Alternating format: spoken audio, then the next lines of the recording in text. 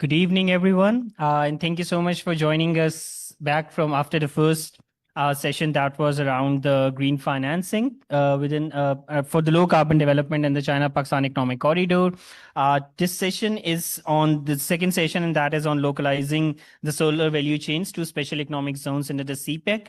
And we're very pleased to have with us Dr. Arfa Iqbal. She's the Executive Director of Board of Investment. She'll be the chair of today's session. And we have initially some really interesting presentation, firstly from Dr. Ishan Sun from University of Bath, and then to Mr. N. Zuberi. He's a senior advisor at the China Three Gorges Station Investment Limited, CSA. So to kick off the things, first of all, once again, and we're very pleased to have with us Dr. Ishan Sun. And Dr. Ishan, we have been discussing with him since the start of the day. Dr. Ishan is a professor at the University of Bath, and he also leads the SGAIN project, under which one of the portions of this event is being conducted. And as we move towards the panel discussion, we'll also have Mr. Faisal Sharif. He's the Director Environment at the Private Power Infrastructure Board, PPIB, under the Ministry of Energy Power Division.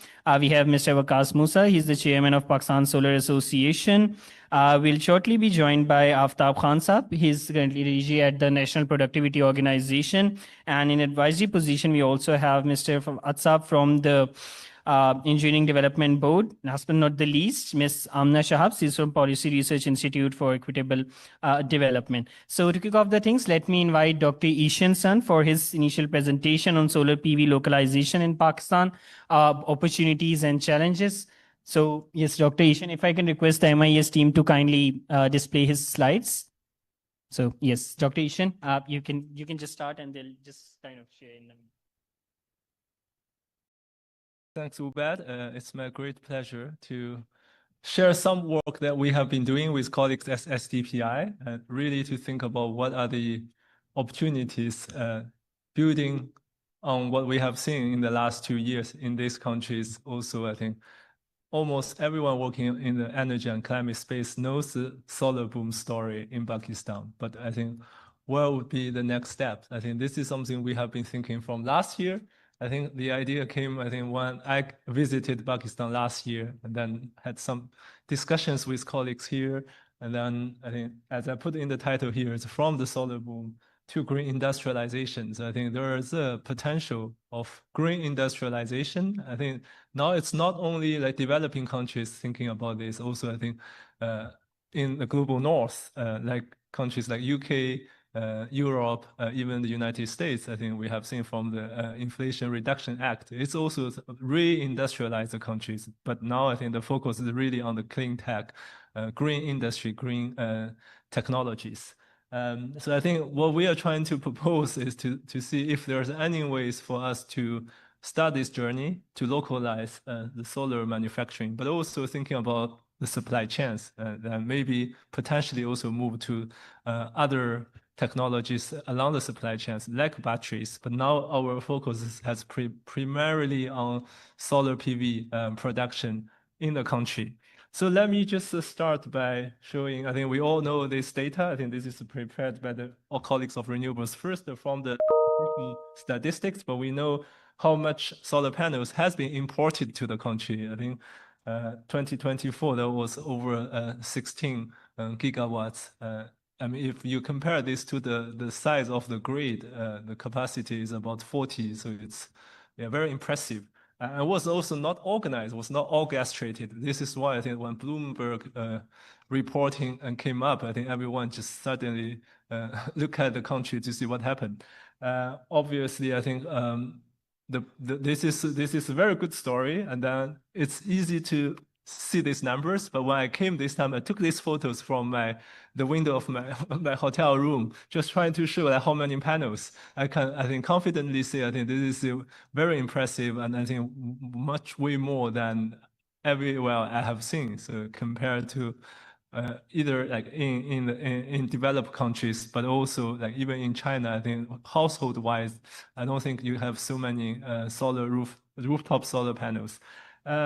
This is where we are now. But I think at the same time, the outcomes, of course, I think from energy or net zero transition perspective, this is good news. This is why I think everyone wants to discuss this. But at the same time, of course, I think more recently we've seen a lot of news reports from especially Western media.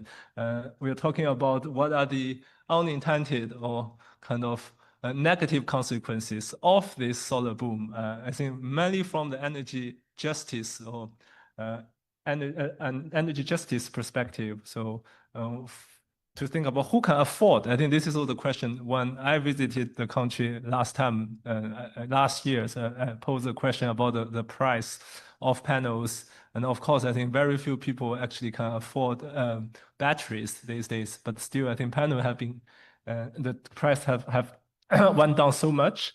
But of course, I think there are people talking about some people are leaving behind. Not everyone can afford. Then you still have to pay very high electricity price. So whether this is actually, I think, make the countries even more reinforce inequality and make, I think, the country, the economic development even worse. I think that's a question mark.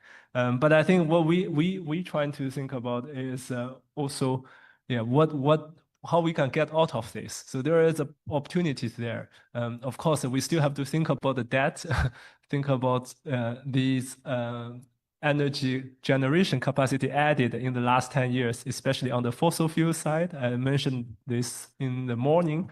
But at the same time, I think it's not that easy to think about we have to have a holistic approach, but I think at the same time, it's not saying that we are going to change the power system overnight. This is impossible. So we have to have a pathway to think about where to move on next and then how to play different steps down the line. So of course, I think we can't miss this opportunity because the more uptake on the solar PV, and that means also the demand is still growing. I think even the figure in the first half of this year, I think, show this trend. And the other thing I think I want to mention is this is why the role of China comes into play. I think earlier this morning, another distinguished colleagues mentioned this new database. Actually, I just use the figure they provided to show the FDI in clean technologies by China around the world. So basically, there are over 210 billion US dollars committed since 2022. So this is the data prepared by colleagues at Brown University. I think we can see here, I think there are a few important technologies, whether it's in solar, it's quite important in purple, but also I think batteries are very important. The other one is EV related technologies. Of course, this is the figure on pledges. I think how many projects have been actually materialized. There may be a gap there, but at least that means also the Chinese, given the Chinese companies, given their dominance in the technological space, there is a growing interest in developing manufacturing capacity overseas. So if we look at where these investments are, we can see there are a lot in Southeast Asia. So I also had discussions with colleagues today to compare Southeast Asia with Pakistan. Of course, there are a lot of differences there, but we can see whether it's about solar, but also electrical vehicles. There are so many investments, massive investments committed, and also even a lot of facilities have already started in operation in countries like Malaysia, Indonesia. Also, if we look at solar, I think Middle East or Gulf region is a new hot spot. So I think this is something to think about. Why these places? So I think if we look at the top countries on the list, actually, especially in the solar space, invested by Chinese companies, they are Indonesia, Malaysia, and Vietnam. And I just use the amber data to compare where Pakistan is. So we are talking about the solar boom. Actually, I think if you look at the actual capacity now from solar, I think Pakistan is way more higher than the other important destination of Chinese solar investments. Malaysia and Indonesia, of course, Vietnam made a lot of progress. But then the question or the puzzle here is why not Pakistan? Why we cannot attract more investment and to trying to produce more solar panels and related technologies in this country and make them more affordable? That means we can also continue this journey of a very rapid journey of net zero transition. So I think what we did, this is an ongoing project that we try to do some scoping analysis on the opportunities and challenges to localize solar PV industries. We have also conducted some focus group discussions with key stakeholders, and we try to also showcase this idea or shop these ideas to you guys. I want to hear your thoughts, your feedback. So we can think about why we want more solar PV in the country and why we want to produce locally. I think this is actually, we believe, is a win-win opportunities. So let's look at both sides for Pakistan and China. And we know, I think we have very strong relationship between these two countries. But let's look at this specific sector and this specific opportunity. So from Pakistan side, I think this would, as I mentioned, we need further supporting clean energy transition. I mentioned this 60% goal, very ambitious goal set by the government, and there will be even more ambitious goals to be announced in the NDC 2.0. That means we cannot stop. We need solar boom, or we need to continue this. And solar definitely is an answer, if not the only one, but I think it's an important part of the answer. And then that means also we can provide more affordable panels to people. Then we address the energy justice issue that has been raised recently by many people. And then, of course, if we think about industrialization, it's about economic development. It's about jobs. There will be more jobs staying in the country, more value to be added here instead of just import from other places. So that means also there is a dimension of technology transfer to upgrade the industry and then trying to build some innovation capacity. And this is what China has done in the last 10 or 20 years, especially not only in the solar, but I think in general in the renewable energy space. So there are maybe something, as I mentioned, can be learned from Pakistan and see where we can push for. Whereas for China, of course, I think there is a strong interest why invested, especially in 2022. I think that was also this trade barriers started, especially due to the Trump's tariff policy. And so I think the discussion was, I mean, the incentive started during the first Trump administration, already setting up the very high tariff on China, very specifically targeted China. But now, of course, it's not only in China, but I think there is still an incentive for Chinese companies to go around this tariff and trying to build manufacturing sites overseas. At the same time, we know the human resources cost has gone up very quickly in China. So of course, even now, I think it's about cost effectiveness. So developing technology and producing domestically can be relatively cheap, but I think in the foreseeing future, I think cost will go up. And then this is why also in some sectors like textile industry, I think the Chinese company basically has already moved to Southeast Asia or South Asian countries. And that means also you can lower the cost, but expand also to the new market, especially if you already have a clear market like here. So the market is there. And also potentially, I think when we talk to colleagues in the industry in this country, they also think about use Pakistan as a hub for the region and to export to nearby region. That can also reduce the cost of the products, the end products, if you from here. We can lower the overall cost of producing in Pakistan. And then, of course, I think companies, they are very rational. They are business actor. But if you do business in China and they are in a Chinese, the political economy environment, that means also they try to align with the government strategy. And over the big picture, I showed earlier this morning is this green BRI, greening Chinese overseas investment. And research has shown also, I think, since the launch of the BRI, and the companies actually trying to invest more in the green industry, green sectors.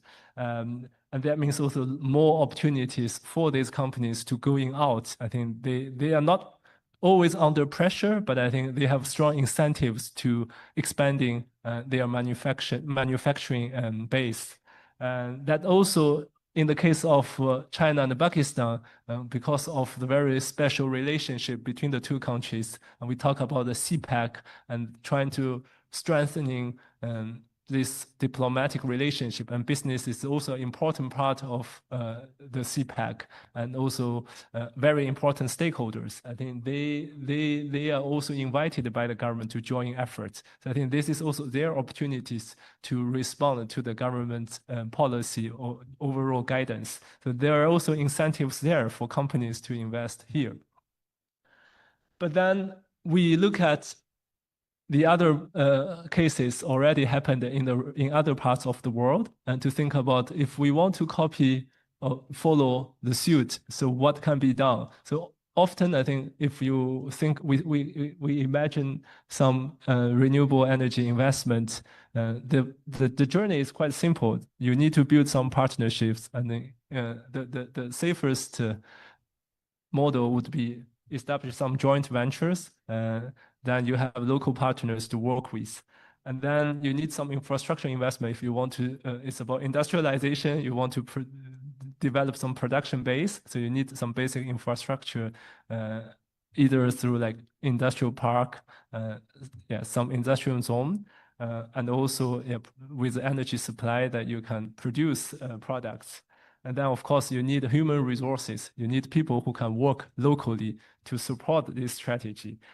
That means also some training is necessary. I think there is a misunderstanding generally, especially when I talk to colleagues in Africa, that Chinese companies tend to send their own workers to work, but it's not because they like Chinese or they don't want to work with higher local employees. It's often there's no like skilled workforce that they can hire locally. So there's a shortage of human resources that they need. Then the only option is trying to go back to China to see if they can hire people. But even these days, I think if I think the trend, especially think about the job market, I don't think a lot of Chinese people are willing to work overseas for a very long period of time. So I think the incentives for the companies to have stable business and long-term strategy is always to develop a skilled workforce in the host country. So I think this is basically the journey or the model that has been used to enable investment, especially for manufacturing. I think also this applies very much to the renewable energy sector.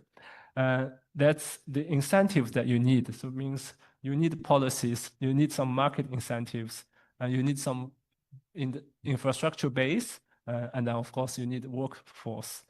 But then we look at the situation in this country to see if that matched that model or what are the mismatches. So we identified the barriers in 3 areas. Of course, I think from the very big picture question to see if there is any policies or policy frameworks in these areas. I don't think we can find any very clear and detailed policy guidance on clean energy production or manufacturing in Pakistan yet. Although I think there are a lot of discussions in the government, to my knowledge, and from different regulatory bodies. But I think we need a coherent strategy or policy framework. It's not there yet. And then, of course, in terms of standards, regulations, think about the products. And also, I think importantly, to think about the whole life cycle of the product and the end of life management as well, including recycling. There is no policy at all. So market-wise, we have a solar boom. That means there is a demand there. The demand is likely to continue. But the problem is if you want to build or manufacture locally, you need some parts to be imported. But importing the whole solar panels, the duty, there's no duty added. But if you import parts like converters, and then the duty is actually quite high, and batteries are also very high. So then it's not very cost effective for company to set up manufacturing sites because it's even more expensive than just sell or export the panels directly. Similarly, I think then if you want to attract investors, you need some support from the government, some fiscal incentive sometimes. But this is very difficult to be introduced in these countries given the IMF program. And yeah, I think we don't know if there are any ways to go around with that, but I think maybe other forms of support or subsidies, but it's not easy. There's no easy solution in that area. And then finally, I think human resources. I believe, I mean, there are a lot of people in this country, a lot of young people. I think I think there is a large base of potential skilled workers. But I think training is very important, and especially in the renewable or clean technology side. So if we have people to really be able to work in these areas, I think you probably need more education and training programs. And at the same time, also think about, especially on the like innovation side. So I think it's not saying like you need to redesign the whole product, but I think to design locally, like that can fit local situations, locally adapted products. You need some small R&D to begin with. And this also requires some inputs from researchers, for example, academic institutions, and build connections between industry and academia, which is not there yet. So there is I just want to add this very brief case. I think there is actually some discussions. To our knowledge, we did some very rough desk research trying to understand if there are any cases happened or there are any considerations in these areas. So what we can find is this case of Rina Solar, who has attempted to set up assembly of facilities in Karachi. Of course, this is not easy. It's a very ambitious plan, and the idea is to start to just assemble and then slightly to build a manufacturing capacity to develop the capacity to produce solar cell, the whole cell in the country. But to realize a project, we need to solve the problem of duties to some parts for the very important to the technology. Then the company has made a request and got some promise from the government. There's ongoing discussions to my knowledge, but we haven't seen a very clear policy, and also the project has not started yet. I think this is just to show that there is a possibility, but there are some bottleneck. We need to overcome them, and maybe we can realize a project, and then we can realize another project, then we can show some examples. And then I think this is how we see a journey can be started. And this is why I think we are trying to propose ideas to see how we can really start this journey of green industrialization from the solar industry in Pakistan.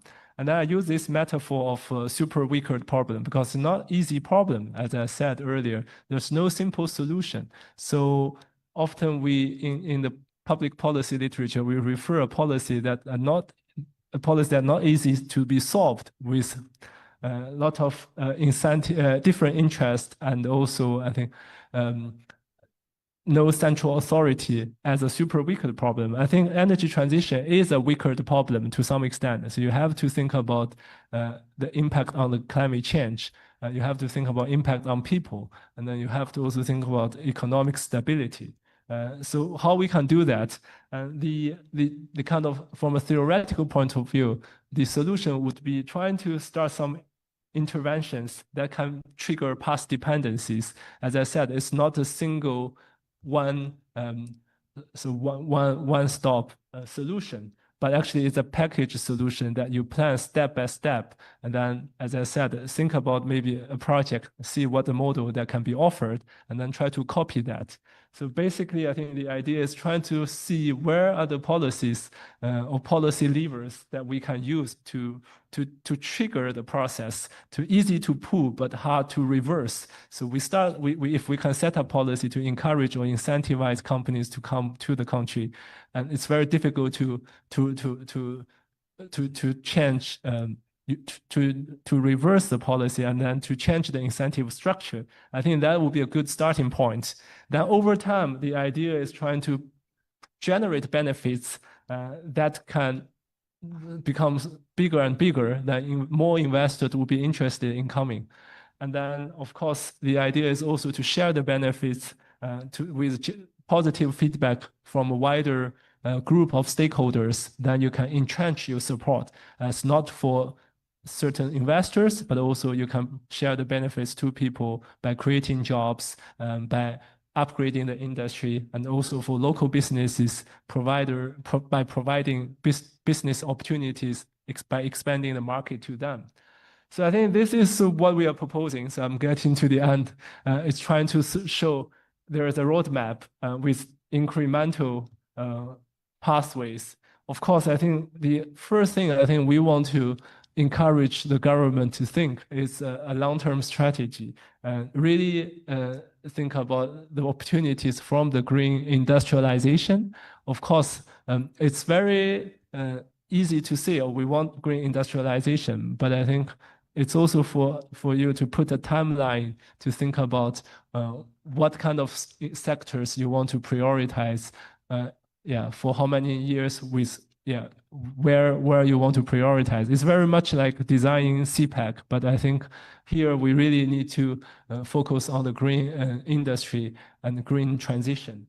But of course, this is at a very high level. That means also you need some specific instruments to support this idea. This is why I think we think the most important actions here is to have some reforms on duties, import duties and the sale taxes on these important components. Otherwise, I think investors would not be interested in producing here. So we have seen this case. I think if we can solve that problem and we have this plant, maybe we'll showcase to other investors. And then I think gradually is also trying to develop a friendly environment overall with very clear standards and the regulatory frameworks that make sure investors are interested in coming knows that what they can expect and what they need to do, who they can work with. I think also mentioned by our colleagues from the embassy this morning, so they can help to matchmaking, but I think the investors, even they have interest, they need to know what to do. And then in terms of the industrial infrastructure base, there have been some special economic zone. So there have been some discussions about setting up joint ventures. So I think we need to leverage these opportunities to really support some exemplar cases that can be also introduced more widely. So again, I think special economic zone, as we discussed, and as shown in the report just published by the SDPI, is an opportunity there. So maybe this is something we can think about. This also, a lot happened also in Southeastern Asian countries based on our research, also in this special economic zone. So if this can happen in other places, I think there are some lessons can be learned here for Pakistan to copy that model. And then I think finally, I think also to invest in human resources, and this also important areas we should not forget. So even if you build a manufacturing facility, if you don't have people to run and to support, I think the final outcome would be very suboptimal. You don't want to have a facility in the end, you still have only Chinese workers to work in that facility. This is definitely not a successful model. So I think we want to also make sure this is a part of the roadmap that we need to plan. But education and training is often, the benefits often only happen in the longer term. That means also yeah, we start from now, but think about maybe in 5 years, 10 years, then you have some people, you can set up some joint labs for innovation or like innovation centers. But I think the action or the idea should start now. The action should be taken right now. So I think this is what we are proposing on the table, but we also want to hear, it's very high level, but also want to hear more specific comments, feedback. Yeah, just want to put the photo of our team. I'm very grateful for the support of the whole team, including also colleagues of SDPI. Thank you.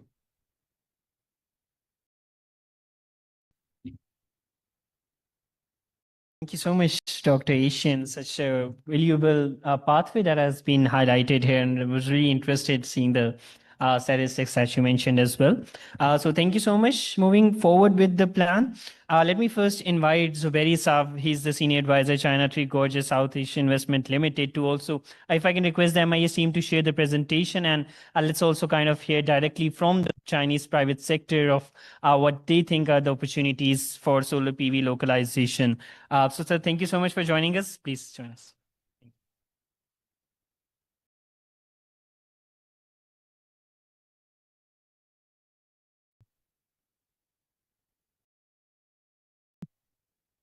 Assalamu alaikum and good afternoon.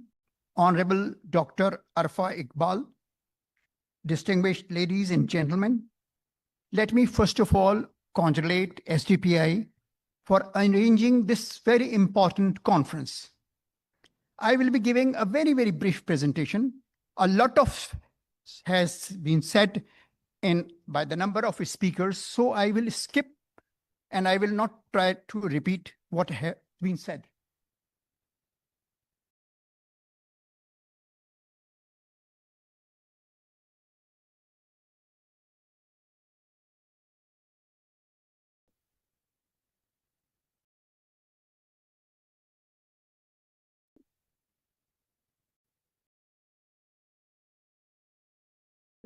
Okay. Okay. Oh, thank you. Thank you. So I will start with China, the global leader in green power.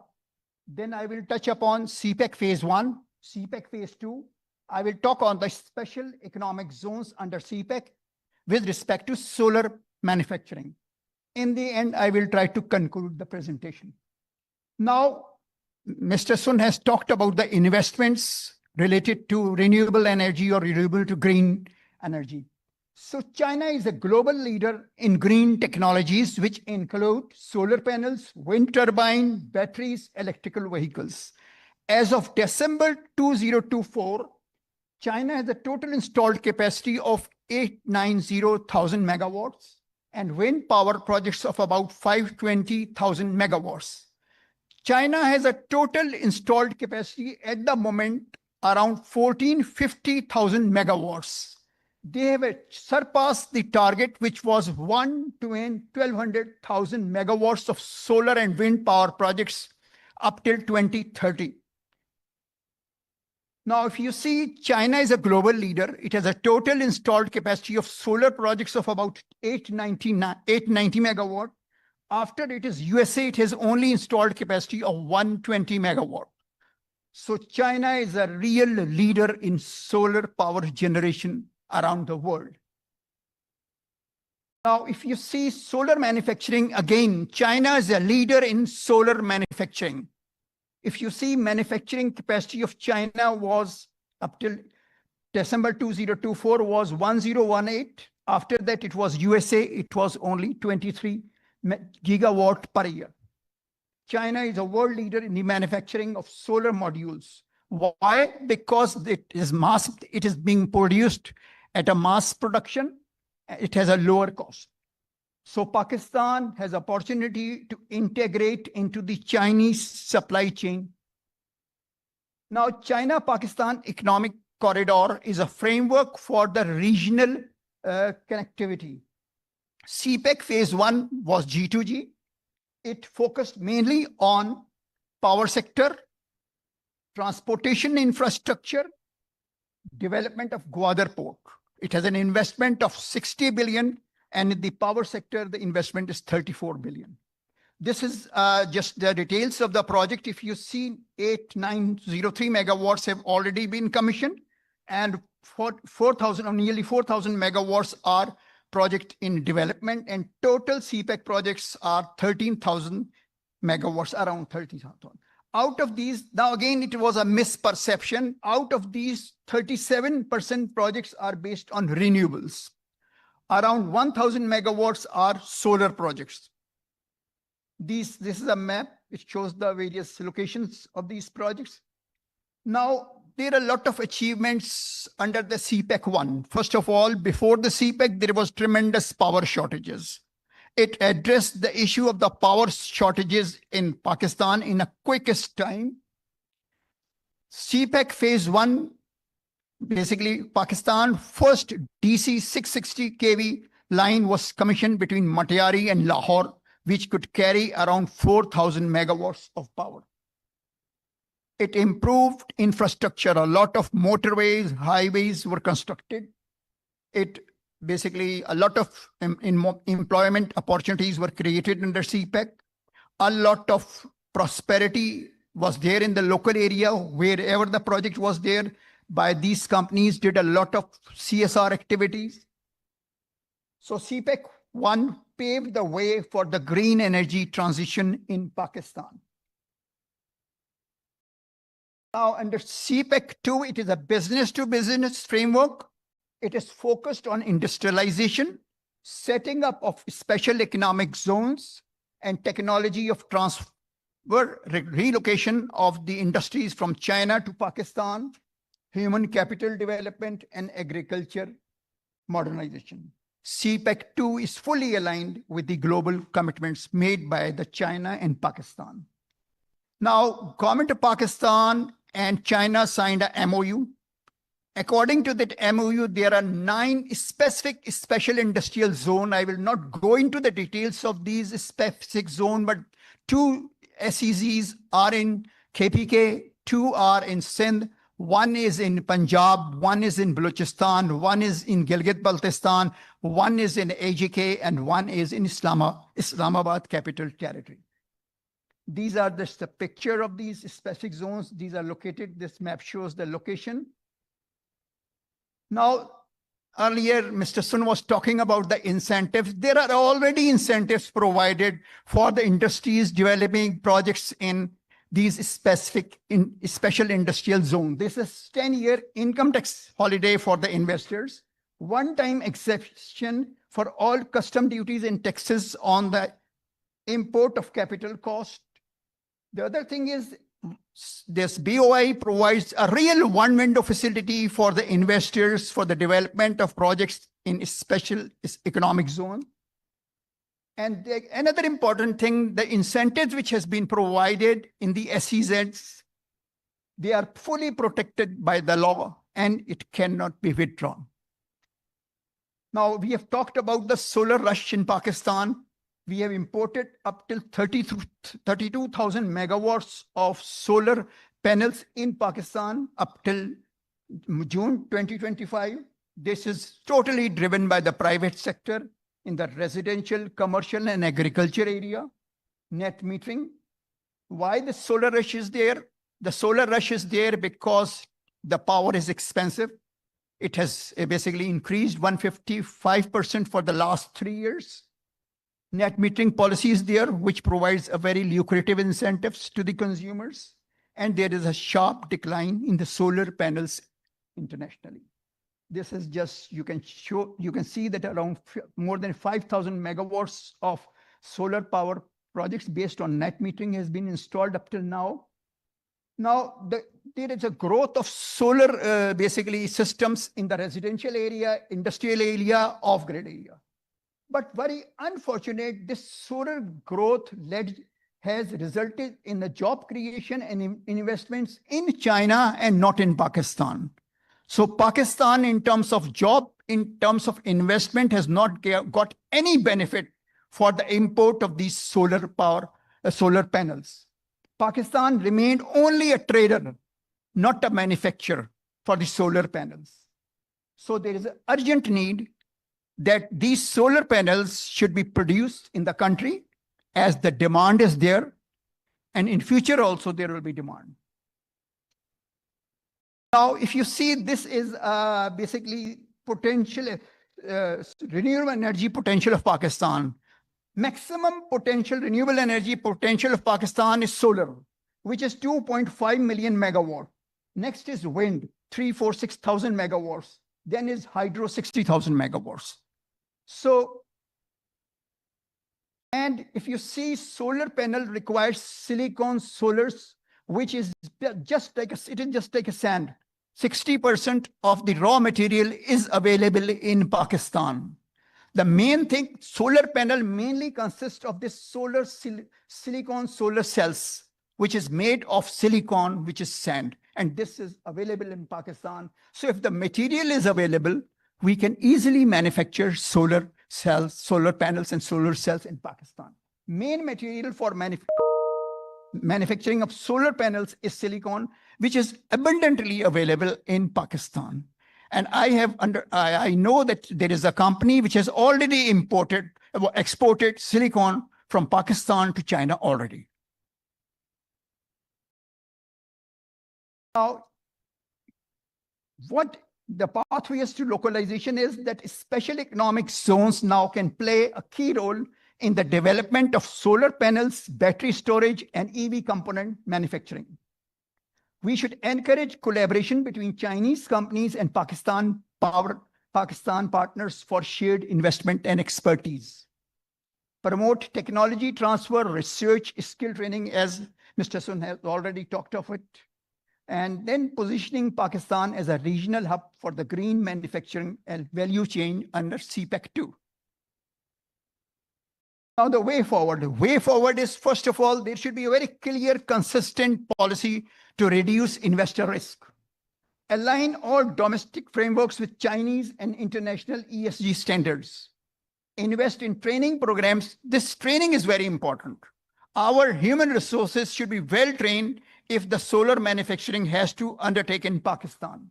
There should be strengthening of the collaboration between the governments of China and Pakistan. Showcase Pakistan-China cooperation as a benchmark for the global South green energy transition. Now, what is the conclusion? As you know, Pakistan has a vast solar resources. Demand is there. Demand for solar power projects is increasing day by day because it is very cheap, economical. There is a special economic zones have been established. It provides, I will say, a very generous incentives to the investors. Investing in solar panel manufacturing presents an ideal opportunity to reduce carbon footprints while generating a steady revenue stream for the investors. As a global leader in solar power generation and solar panel manufacturing, China experience offer very valuable lessons for Pakistan. Special economic zones under CPEC presents a lifetime opportunity for Pakistan and Chinese companies to jointly develop solar manufacturing industries in Pakistan. With this, I thank you a lot.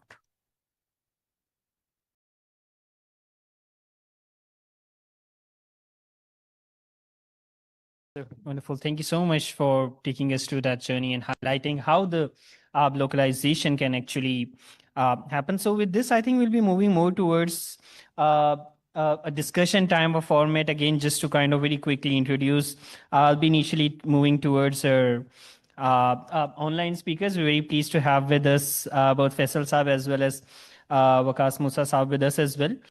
So just to initially take what the private sector perspective is, I'll firstly come to Waqas Saab. Waqas Saab is currently the chairman of Pakistan Solar Association. So Waqas Saab, since the morning, just to kind of give you a quick recap, we have been discussing a lot about the what are the investment opportunities that exist for the Chinese private sector? How do you actually mobilize the finance? And now this particular discussion is more on towards the localization of the solar PV. But now looking at one of the very key trends that Pakistan is kind of seeing in its what we call the power sector is what we kind of call it a very rapid expansion of solar PV industry. So looking at this Pakistan's rapid solar PV uptake and being making it among the largest, one of the largest sources in the country, do you think that this solar rush can be sustained through localized PV manufacturing within the SEZs or localization in general as well? Or will the reliance on imports remain dominant in the medium term if you're looking at it? So, in case you think there is kind of where the economics is more strong as from your perspective. And also just kind of adding it to it, and even looking just beyond the solar PV industry, perhaps also looking into the supply chain such as the upstream PV component, in case you think there is kind of where the economics is more strong as the case is because Pakistan is producing or Pakistan is deploying so much solar on our rooftops and our wherever the sun is shining, and we have a lot of sun shining, alhamdulillah, in Pakistan. So we are deploying a lot of solar, and one of the compelling arguments could be that since we're deploying so much solar, why don't we make this ourselves? Because if we're just going to be trading in the solar business, then that means we're leaving the profit somewhere else. So that's a compelling argument and a good reason to look at it. At the same time, we need to also look at and keep in mind that this is not the only country in the world which is importing solar panels, and there have been others who have tried very hard, and let's be honest, they've not been very successful. Today, for example, the US, that's one of the best examples which I can give, where they have gone for local manufacturing support through high tariffs. Now, what happens is that in the rest of the world, the rates of solar panels today is about 9, 10 cents, 11 cents per watt. This is the term which we use in terms of measuring prices. So 10, 11 cents per watt. And the price of solar panels in Europe is maybe 12, 13, 14 cents. And in the US, it's about 25 to 26 cents per watt. So what's happening is that the US is basically subsidizing the inefficient local manufacturing of solar panels because they want to keep this industry, or they want to have a lot of local manufacturing in solar in the US. So because of that, the situation is such that the local market over there is not able to bring out the efficiency. Who's paying for that efficiency? It's the US consumers who are paying for it at the end of the day. Now, the US is a very rich country. So for them, paying a little bit extra on electricity cost is not that big of a problem if it comes at the expense of getting jobs in the US. So they're saying, you know what, we'll continue to pay higher tariffs. We will continue to have higher tariffs. We will continue to pay extra for our solar panels. So we're fine with this. In our case, I don't think that applies because, at the end of the day, if we want to localize the solar industry, we have to do it in a way where we don't end up paying higher costs, because what happens if we pay higher costs for solar? The solar panels become expensive, and then if solar panels become expensive, what do we use instead? We use oil. And where do we get the oil from? We also import that. So in a way, if we make our solar panels expensive, we're going to make the competitive product, which is oil and gas, more attractive for the customers. So in a way, this is a problem which the US does not have. So they have a different situation. They need to look at their approach from their strategy. We need to look at it from our strategy. Another example I want to give is India. India has got a couple of solar manufacturers in tier 1 right now.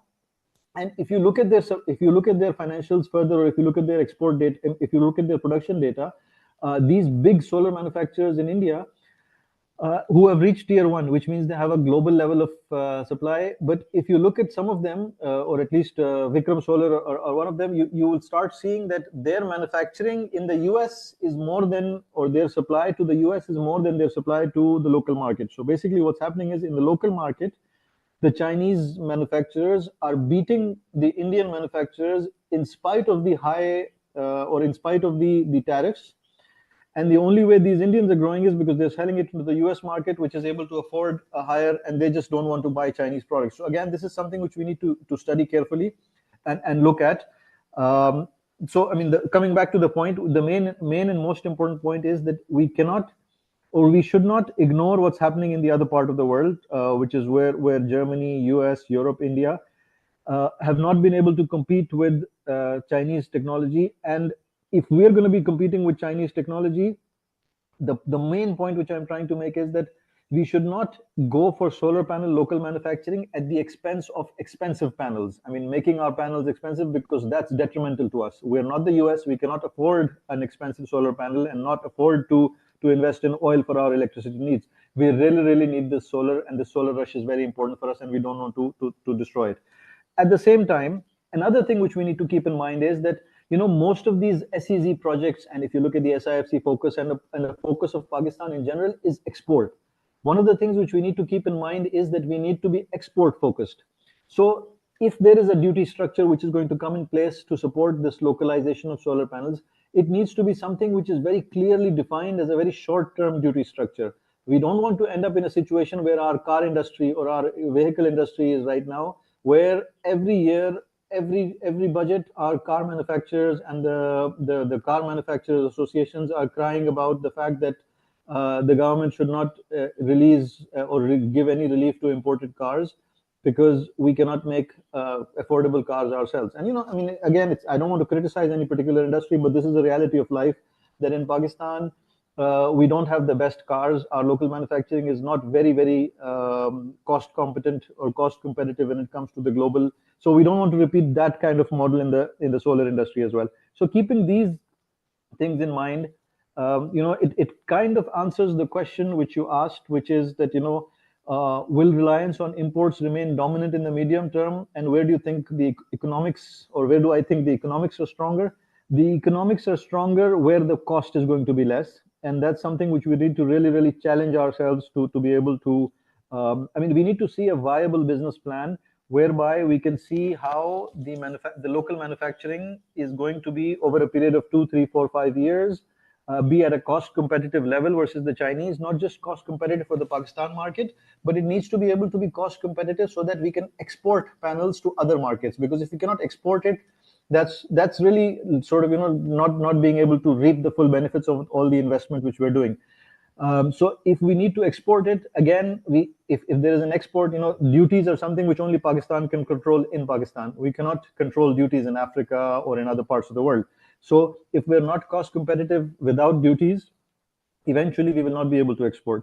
So that kind of gives you the short-term to medium-term answer. However, there is an interesting question which you asked, which is that, what about other stuff? Like, I mean, and not just specifically solar panels, even, I mean, not just inverters and batteries and all those things. I want to talk about solar panels as well.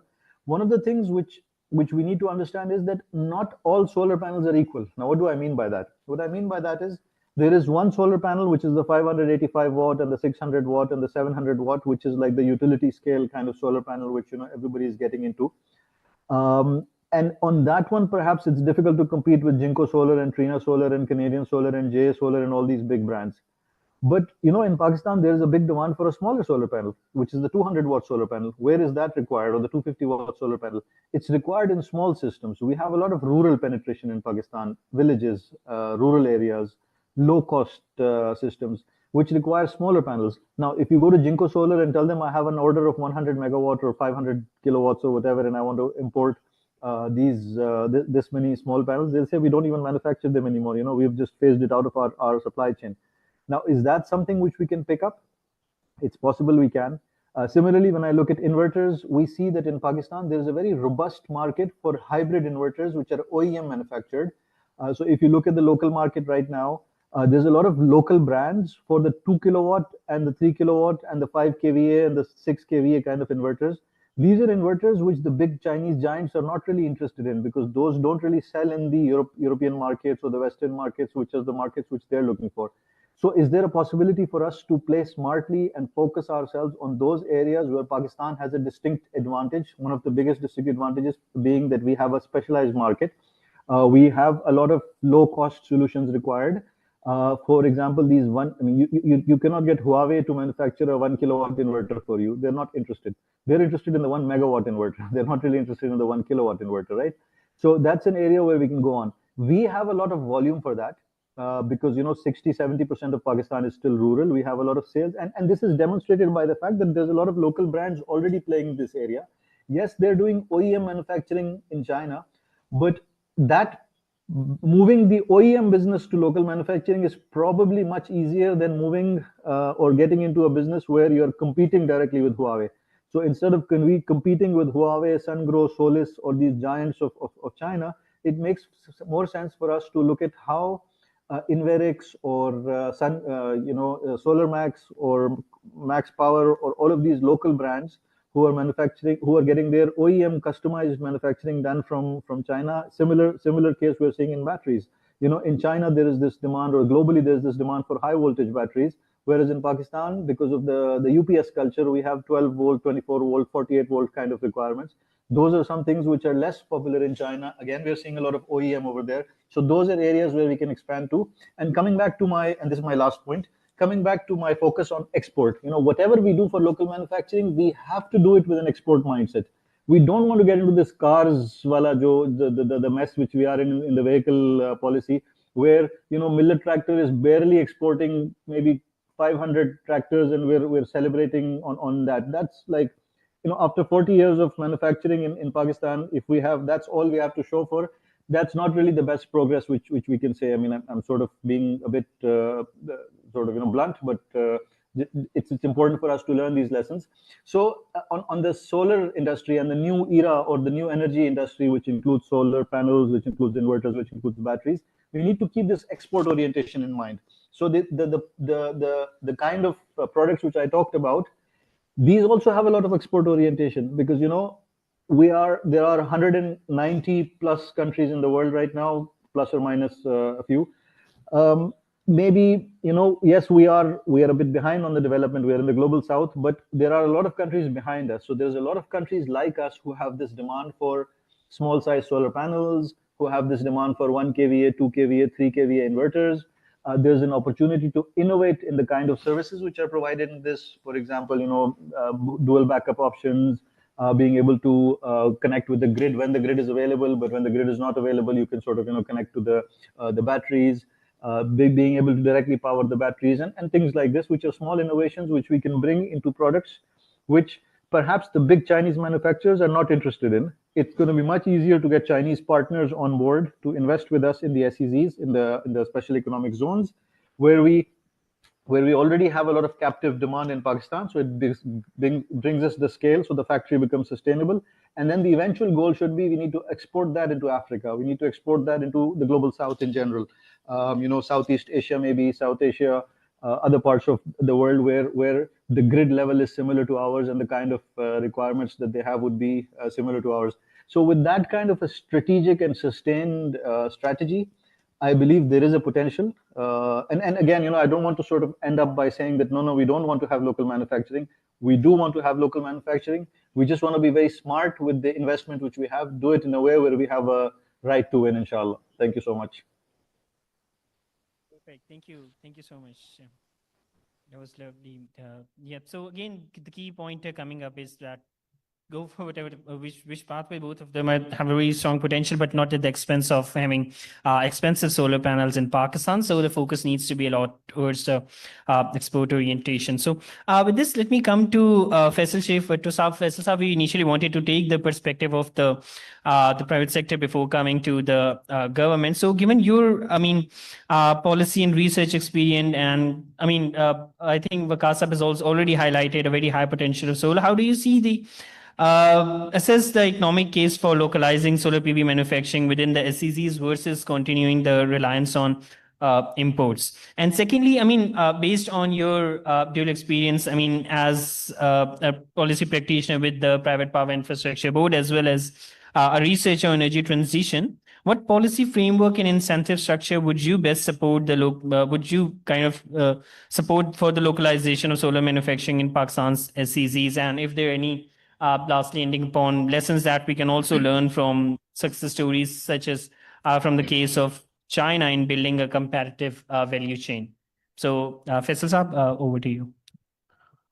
Thank you, Obed. Can you hear me, please? Okay.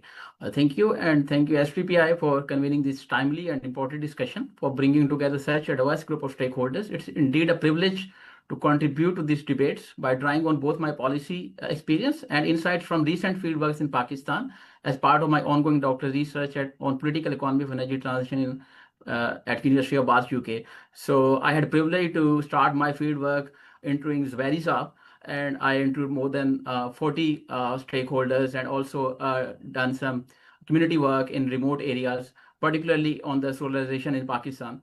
So regarding your first questions, I must say that while solar PV has become, of course, Pakistan's fastest growing source of power, transforming that how households and business meets their energy needs and helping us move closer to our ambitious energy transition targets under NDC 2.0, its rapid growth also present some new challenges. So low-cost solar PV has been, of course, a game changer, bridging the financing, technology, and capacity building gaps for achieving set targets of energy transition that once seemed overwhelming, really impossible when the government said in 2021. But yet, this large-scale adoption of solar PV is now creating issues of energy justice, grid stability, and equitable access. Pakistan solar boom is therefore both blessing and wake-up call to me. For me, we have spent over $4 billion on solar panel imports in just last a few years, making us the world's second largest export market for Chinese PV modules. So simply replacing the current imported fossil fuels-based energy system with imported solar technology, I think can offer only short-term relief and risk us again in locking us into a new form of part dependence. So localizing solar manufacturing for special economic zone is, I think, not just an economic priority, but it should be a social case, which is vital to making our energy transition affordable, inclusive, and resilient. Particularly for remote and vulnerable community that still endure to face up to 20 hours of daily outages, and that I'm saying from my field work. So in responding to your first question, while I'll particularly reflect on Pakistan's energy transition challenges, ongoing energy crisis, and a structural part dependence created by imported fossil fuel historically, and then the key drivers behind this people-led solar transition. So all of you know that Pakistan set an ambitious emission reduction target of 50% in its NDC 2 submitted in 2021 with 60% share of renewable by 2030, including hydropower, and that was quite an ambitious targets, keeping in view the country has very low share in global greenhouse gas emissions, and achieving these transitions required a US dollar more than 100 billion. So there was a huge financing gap. So I think if we save every dollar through import substitution or domestic value creation, that will strengthen our ability to finance this transition while we are already facing technology, financing, and capacity building issues. So if historically the Pakistan power sector has a high dependency towards large centralized cost plus tariff projects under long-term PPAs, those have obviously contributed in socio-economic and given us some relief from the load sheddings, but at the same time they have locked country into expensive generation based on imported fuels. So I think over the past few years, further the macroeconomic shocks, particularly the PKR depreciation against foreign exchange and volatile fuel prices in the international markets, raise the electricity tariff, affecting the affordability for the end consumer. Further, our grid weakness, particularly the frequent outages, high transmission losses, underinvestment in infrastructure, further worsen the reliability of the grid. And I think these are two major factors, the affordability and reliability, that push the consumer towards more distributed solution, particularly the solar, to escape these high bills and unreliable supplies. At the same time, if we look at the data of solar installation in Pakistan, particularly the regulated one, which is a net metering, so the country has now more than 5.7 gigawatt of solar installed capacity with installation of more than 370,000. And I must say that this net metering is mostly adopted by the affluent families. And obviously, these are creating energy inequality and energy injustice issues. Between 2020 and 2024, Pakistan imported more than $4 billion solar panels, around 22 gigawatts, and obviously major from China. In 2023 alone, imports of the country rose 78% per year on year-on-year basis, with 914 Pakistani buyers imported more than 8,000 shipments of solar panels from 763 Chinese exports. So by mid of 2024, Pakistan had become the world's second largest export market for Chinese PV modules, and recorded a 429% annual growth in inverter imports. So the solar capacity now is roughly around 10 to 15 gigawatts, including the net metering and off-net metering. And obviously, but over-reliance on imported solar technology can risk our aggravating the trade deficits and missing opportunity for job creation. Then obviously there are some positive of this solar boom. The solar expansion is accelerating our progress towards clean energy transition, and solar is now contributing 1/3 of the country's installed capacity. But at the same time, as I earlier mentioned, And that are some insights from my field work, that mostly the net metering has been adopted by the wealthier consumers, and they have shifted to solar net metering, reducing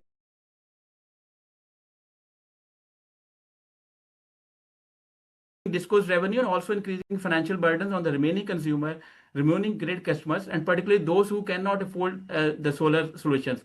So this has been creating the equity gap. Poor household still relying on the grid energy, and they are still facing up to 20 hours. I am referring this from my field work in one of the most remote districts of Pakistan, at the border of 3 provinces, the Rajanpur.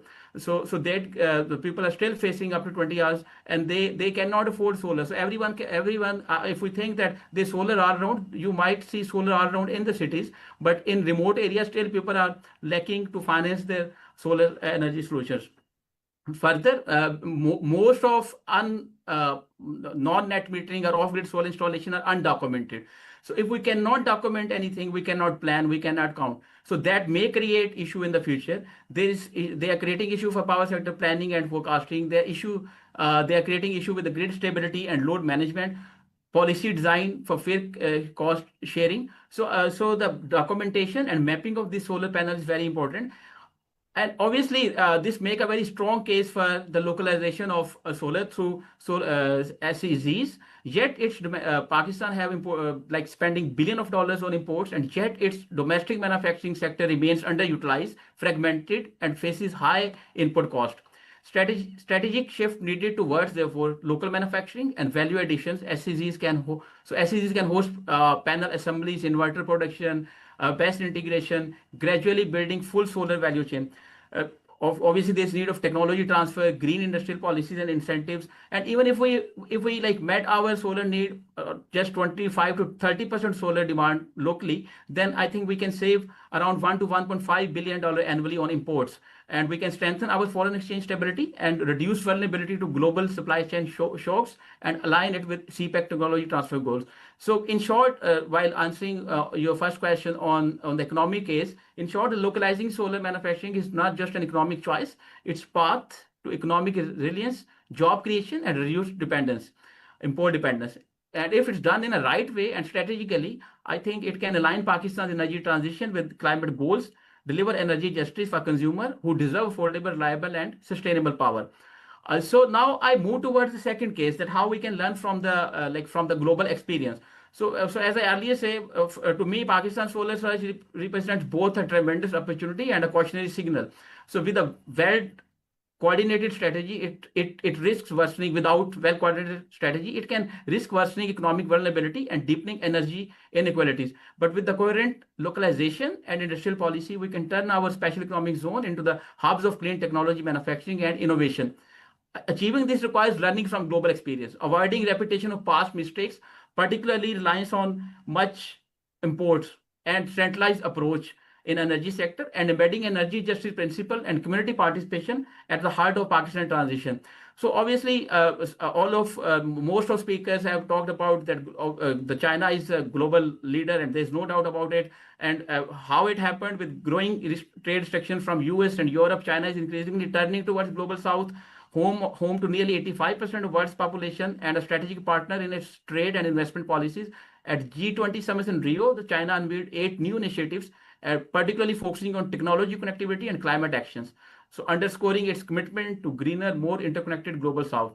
So today, China stands as the world's largest trading nation and undisputed leader in green manufacturing, a major finances of renewable energy, with financing with investment of more than $546 billion in 2022. This must have increased now, but I have 2022 numbers. The China hold over 90% of global solar PV manufacturing since 2011.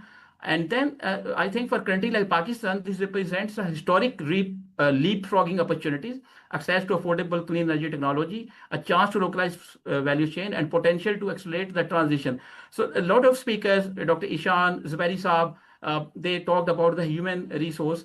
I think this is very important. And if I'll draw some findings from some of the research articles. And before that, I'll also like to mention that still the Chinese solar PV firms, most of them are engaged in downstream activities, around 91%. with only 8% in manufacturing and just 1% in upstream R&D activities. So this reinforces that manufacturing relocation is not automatic. It requires clear incentives, scales, and policy frameworks. And Pakistan, therefore, must create targeted incentives and SEZs to capture manufacturing activities rather than assuming that they will come at their own. And if we study China's own case, own experience, it shows that rise in solar manufacturing was not merely a function of low production cost, but it strategically acquired technology and associated intellectual property from early innovators countries. And then obviously the localized production processes and invested in human capital. I would particularly like to mention that research shows that over 60% of leadership in Chinese solar firms studied or worked abroad, bringing back critical know-how and global network. This underscores the importance of skilled workforce developments and knowledge exchange for any country aiming to localize solar manufacturing. So this was already mentioned by many speakers. Therefore, this is a strong case for Pakistan to invest in skill building, vocational training, and R&D partnership as part of SEC policies, and avoid a scenario where a Chinese firm compelled to bring their own labor force due to unavailability of skilled force in labor force in Pakistan and limit local learning, which risk missing the opportunity to build domestic capacity. Therefore, in order to move beyond assembly, SEC strategy must be structured to promote joint ventures and technology partnership and local hiring, training requirement, SEC agreements. And if we want SECs to drive a real industrial transformation, Pakistan must create a policy environment that encourages knowledge sharing, not just hardware assembly, and incentivize local participation. So local industry can move up the value chain and from assembly to cell production and eventually innovation. So now I'll move towards the experience of ASEAN's country, which is very relevant for Pakistan. So building on China's experience, it's equally important that how we can examine the other countries' experience, particularly the ASEANs, who successfully positioned themselves as a manufacturing hub by attracting Chinese investment and leveraging global trade. ASEAN is now second largest solar modules production with 70 gigawatts capacity, largely due to Chinese investment firms like Trina, JA Solars, and Lungi. So what were the key drivers? Basically, the trade restriction, the anti-dumping policies imposed by US and European Union made direct Chinese export expensive, forcing manufacturers to diversify production footprints. These Chinese firms rapidly relocated production to Vietnam, Malaysia, and Cambodia, and Thailand. And by 2023, these four countries counted for 40% of global solar module capacity outside China and supplied 80% to US solar imports. So the ASEAN country responded with the competitive SECs, tax incentives, streamlined customs, and skilled labor availability, turning the region into a major solar export base. So the window opportunity for Pakistan is very clear. Pakistan can learn from these countries that how strategic policy alignment, regulatory clarity, and attractive SEC incentives enabled ASEAN to capture Chinese manufacturing and relocation and become the global hub. Chinese firms are actively seeking new geographies to reduce exposure to Western tariffs and diversify supply chains. So the Pakistan geographic proximity and CPEC partnerships and existing SEC framework position it well. But policy certainty, investors' confidence, and infrastructure reliability are essential. Without these firms will continue to favor ASEAN or India. So with Chinese FDI in ASEAN manufacturing surging to $24 billion in 2023 and cumulative bilateral investment surpassing $400 billion, Pakistan must act quickly to position its SECs competitively or risk missing the relocation wave entirely. So a few lessons learned for Pakistan from this country. Obviously, the localization does not happen by default. It requires proactive industrial policy and coordination, and it must be supported by long-term fiscal stability for investors, simplified customer tax procedure, and one window facilitations. And I think PPIB model is very successful as a one window facilitator, which attracted a huge investment in last 3 decades.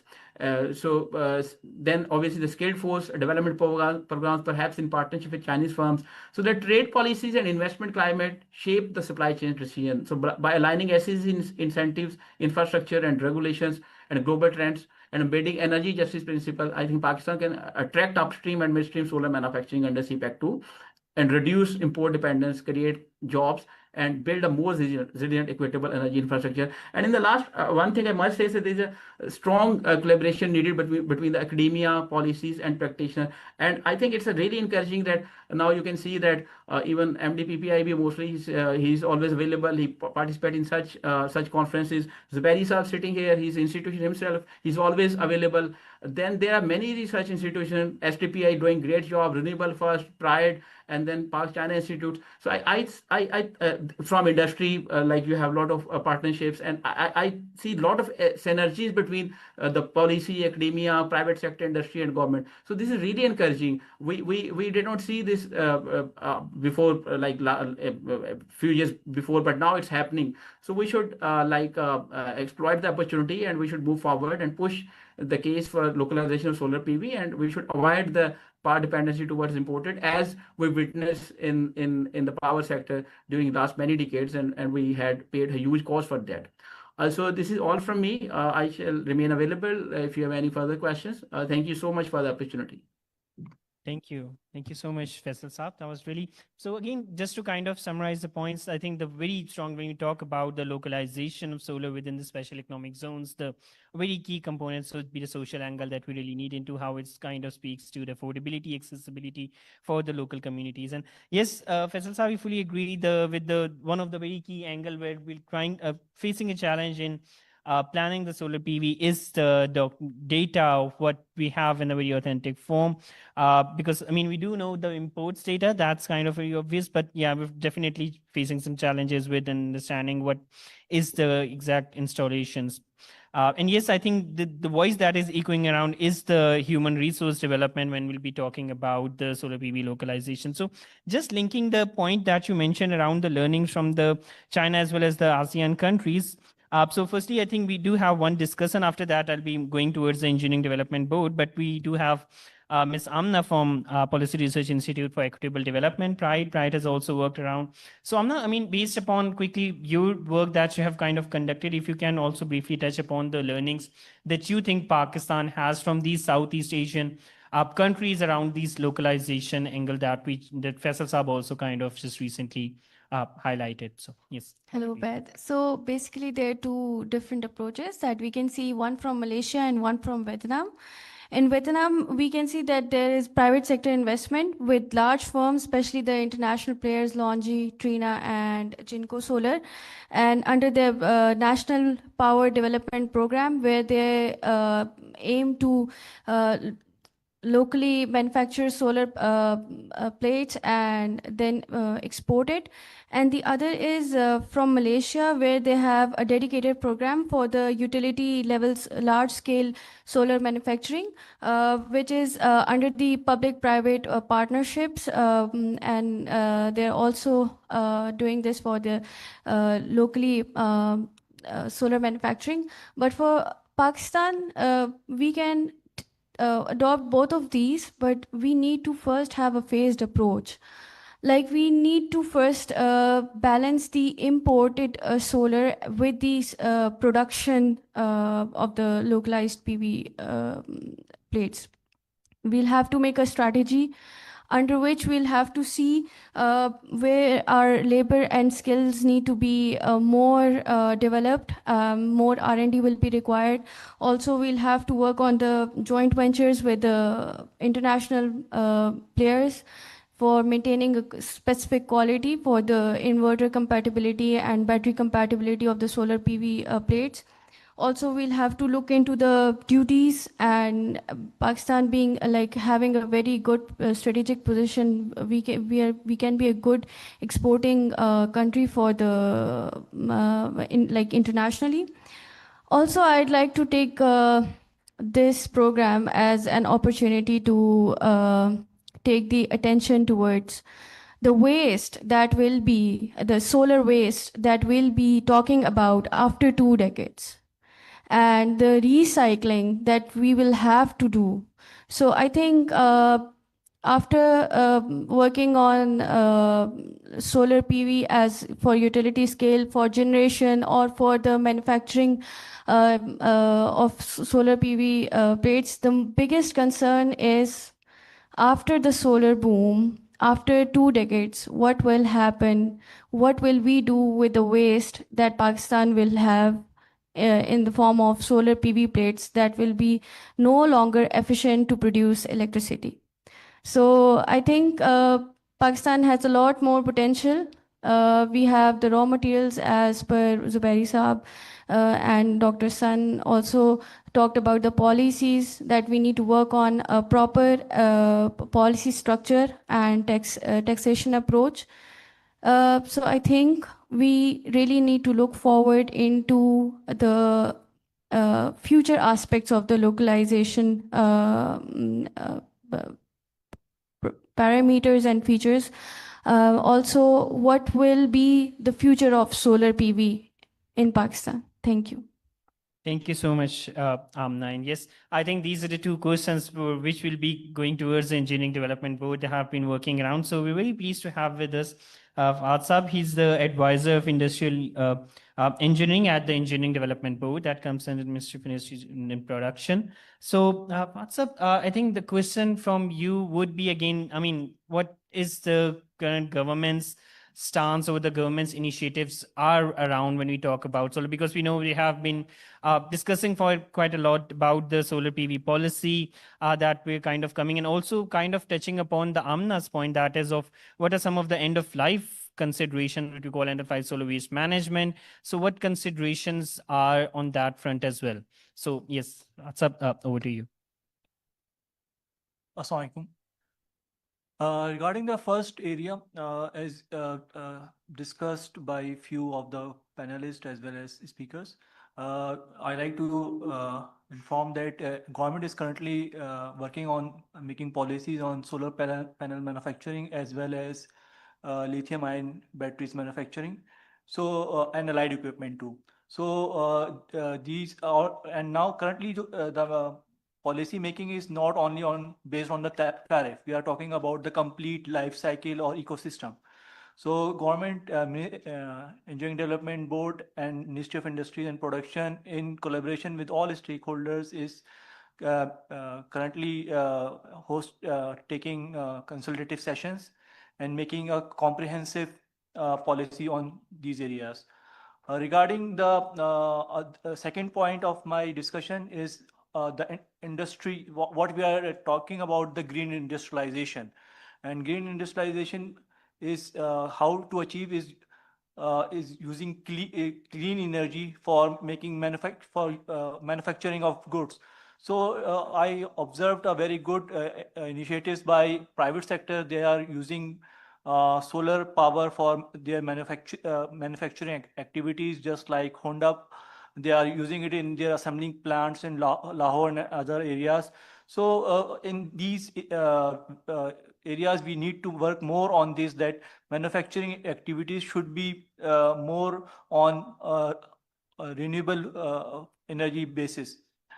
Regarding the third area, which I like to discuss on more a bit detail, I just researched some numbers. The imported solar capacity is around 30,000 or more megawatts.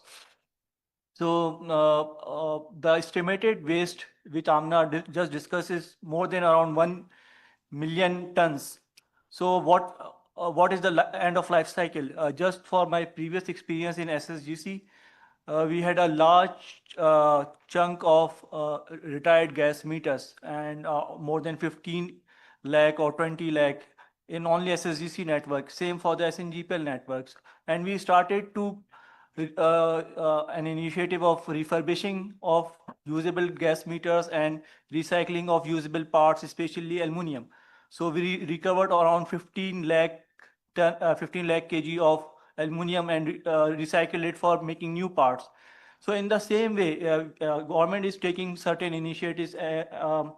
Working committees constituted for e-waste. So solar panels fall under the e-waste as per international practices. So we need to think now what we will do after 20 years or 30 years with these 1 million ton of e-waste in the form of solar panels. So I will request the whole panel as well as the other stakeholders that although we are promoting solar manufacturing and other allied clean energy products, but we also need to think about the proper disposal mechanism of these products. So these are my submissions. Thank you. Thank you so much, Vakasa, for the points.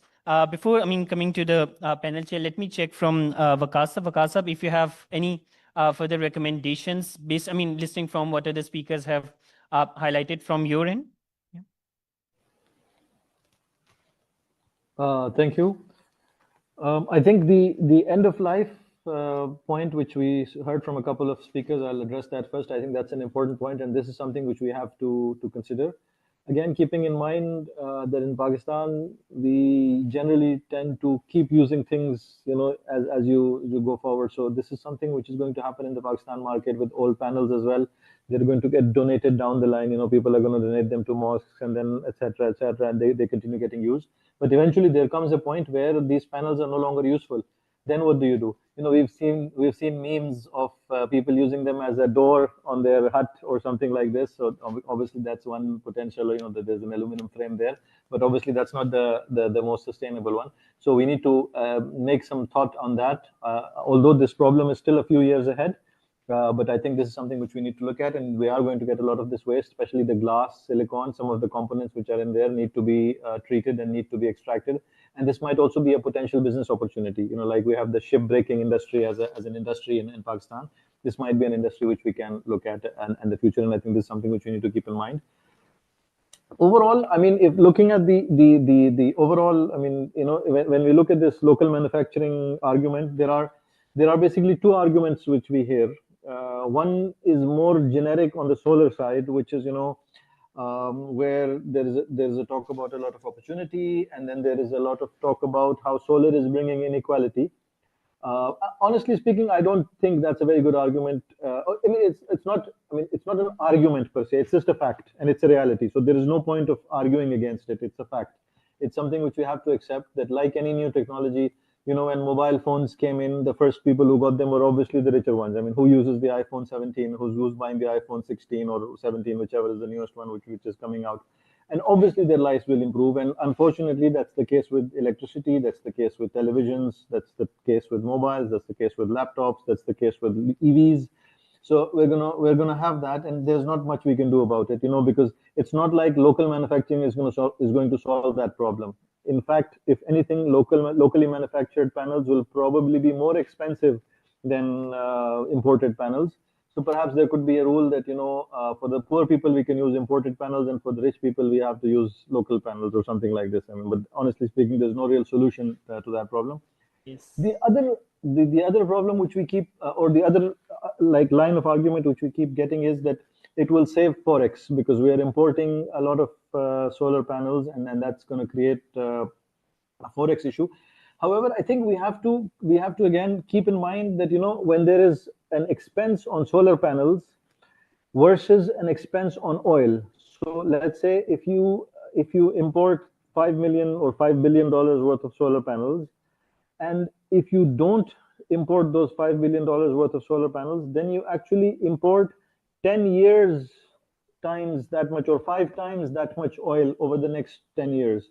Because the payback is 3 years. So if you look at a 10-year life or a 15-year life of a solar panel, if you deploy $1 billion worth of solar panels today, you are saving $5 to $10 billion worth of oil imports in the future. So I think this is a context which we need to keep in mind when we make these decisions, or when we look at, and that's why I feel that localization is a good initiative, and we need to work on it strategically, but it should not be at the cost of making the panels more expensive and ending up importing more oil. It's not like chocolate where, you stop consumption and it's going to be fine.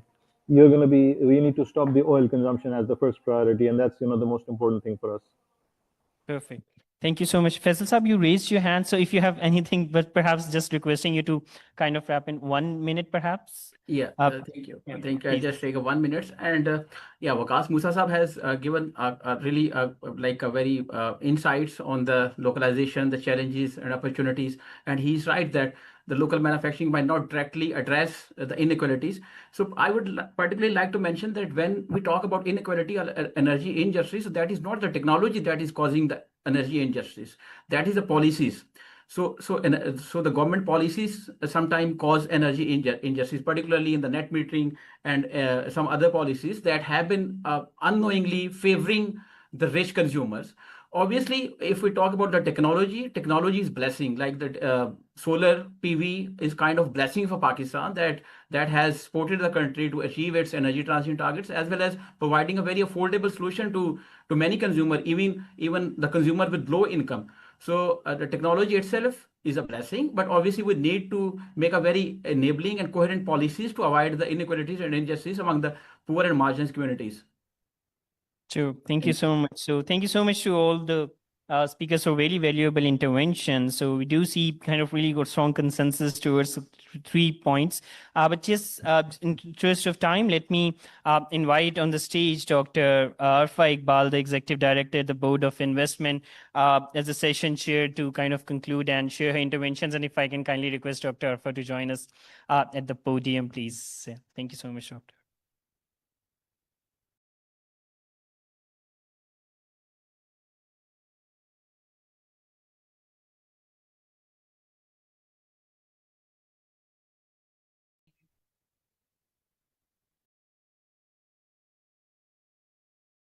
Thank you very much. And thanks to organizers for giving me this opportunity. Very, very interesting and informative session on a very important topic. The points that Dr. Ishan highlighted, I think, are the crux.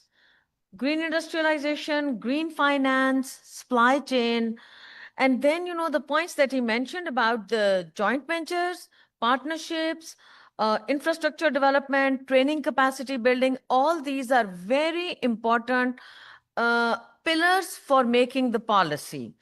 These are such important points. Dr. Ishan, I would love to discuss these in detail with you tomorrow when we have a meeting in my office.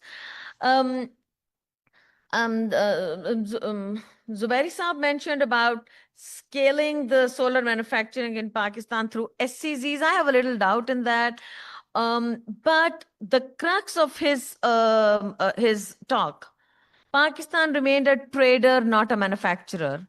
This is something we all need to ponder upon, that is it really the manufacturing, the solar manufacturing that we are looking at, or is this just another method of becoming a consumer economy? Waqas Musa Saab, very pertinent points that he made. But I just need to comment that even if the export potential is not met, even if, and we have the green energy at home, the carbon credits that we get probably can compensate for the export potential. And SCZs per se are not for export promotion. Let me clarify. Export processing zones are different than SCZs, and SCZs are equally, they provide an equal opportunity to domestic manufacturing, export-oriented or not. Faisal Sharif Saab actually read out such a dense paper, so I think I'll skip in the interest of time. From EDB, the colleague made a very, very important point of ecosystem. I will just conclude by not giving you a conclusion, by just raising a few questions that cross my mind. And I think answering those questions will probably lead to have a comprehensive planning. So my questions are, what is green industrialization? Is this only the green energy which constitutes green industrialization? Probably not. There is a lot more to that. Picking up from what Dr. Ishan said, so green industrialization and green financing and green transport and green energy, which is only a part of it. Another question, is this the consumer economy that we are promoting? Or are we really into solar manufacturing? What is the energy mix of Pakistan? What is the percentage of household, as it has been said by various speakers, that it's the affluent household utilizing solar? So what is the percentage of household consumption by solar? What is the industrial percentage utilizing solar? Another question, do we have as a policy the captive energy projects currently prevalent in Pakistan, currently allowed in Pakistan? If not, then what is it all about? So where are those captive projects? What are the success stories in Pakistan? The big solar project success stories? The big park in Bahawalpur under CPEC? Zubairi Saab also mentioned about green energy under CPEC. What is the energy mix of energy projects under CPEC? Is the highest percentage going to solar? Is the highest percentage going to green energy or to coal? And that too to imported coal. So these are the questions, important questions. He also mentioned about the raw material for solar manufacturing, which is in, what is solar manufacturing? In Pakistan, are we doing any solar manufacturing or are we just assembling the solar panels? The solar manufacturing per se is the solar cell manufacturing.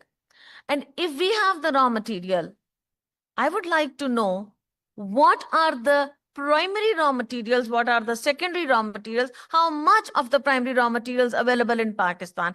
Only then we can say we are into the real manufacturing of solar panels, solar cells.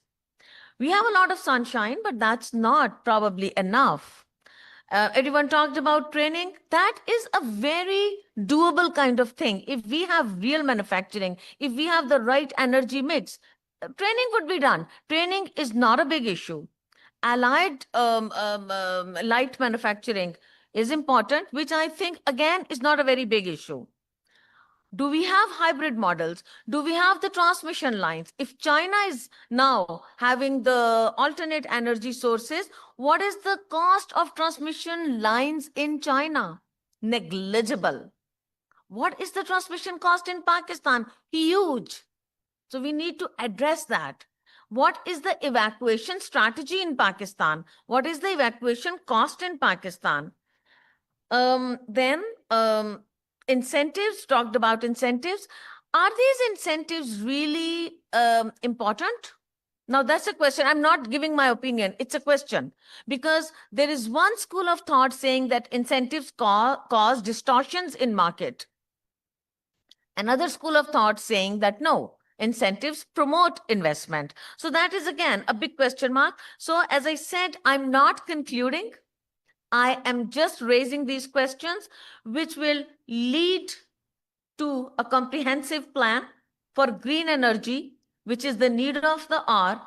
And we have to tread very carefully, answering these questions, taking Pakistan ahead with green economy, with green energy, green industrialization. Otherwise, we will be wiped off the global value chain in few years' time. After COP29, if we are not into green industrialization, we will be nowhere in global value chain. Thank you very much.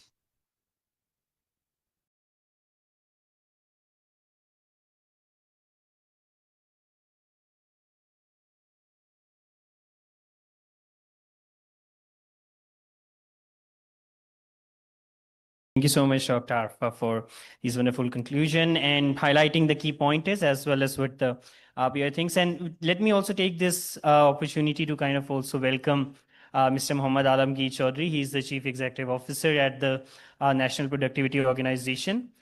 So that is, again, very shortly we'll be introducing one of the MOUs that SDPI is going to sign. But just before that, let me invite Dr. Sajid Amin Javed, the Deputy Executive Director at SDPI, for his concluding of the conference that we have been discussing. And thank you so much for staying with us. So, Dr. Sajid, with this, it's over to you. Thank you.